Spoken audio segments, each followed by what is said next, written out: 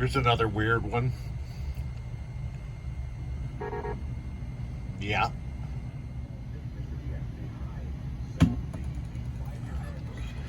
That looks much better. And this thing's gonna yak at me because I just put a new MPU in here. But the root cause of the display issue that I showed at the start of this video was the RAM chip. I believe that's at U24.